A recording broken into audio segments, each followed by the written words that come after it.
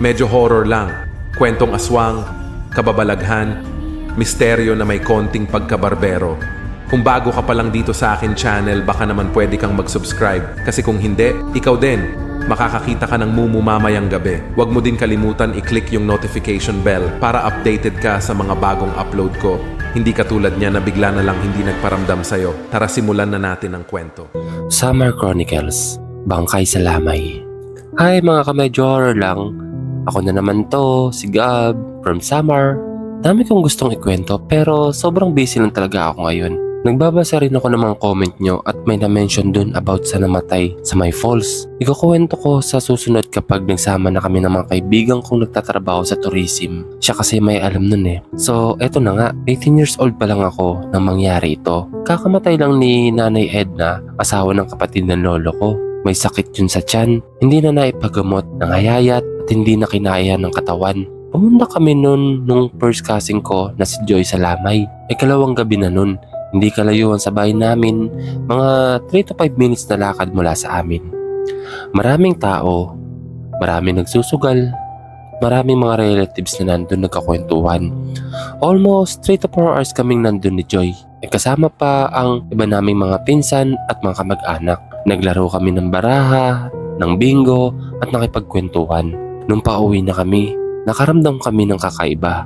Kasabay kaming umuwi ni Joy nun. At nang matapat kami sa bahay kung saan yung 4 naming aso tahol ng tahol sa likuran namin.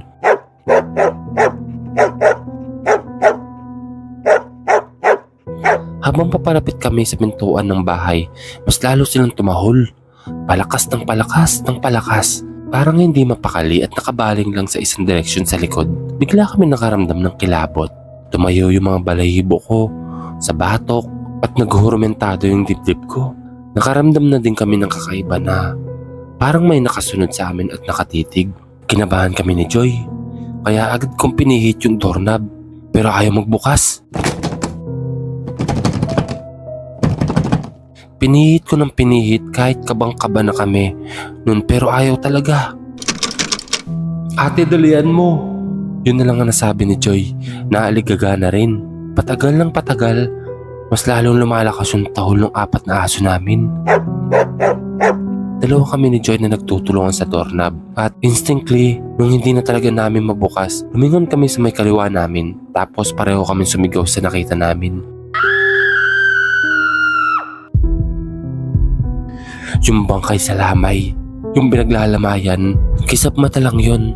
Pero malinaw sa aming dalawa na may entity kami nakita. Bangkay, nakatayo, naaagnas, pero parang malabo yung muka. Kulay brown yung balat, nakasuot ng bestidang puti, naaagnas yung buhok, at sobrang payat. Kagad kaming kumaripas ng takbo papunta sa katabing bahay ng lolo ko. At dali-dali namin binuksan ng pinto habang tawag kami ng tawag, "Nay! Nay! Nay!" Nung nasa loob na kami nila Joy, nagkausap kami ni Joy. "Nakita mo ba yun?" Tanong ko. "Oo, Day." Naisagot na lang niya habang hinihingal. Kinabukasan, kinuwento namin yun sa lola namin at kay tita. Hindi ko alam kung matatawa ba kami o ano. Napagdala kasi kami ng Skyflex at candy galing Lamay. Pinagalitan kami, bakit daw namin kinain dun.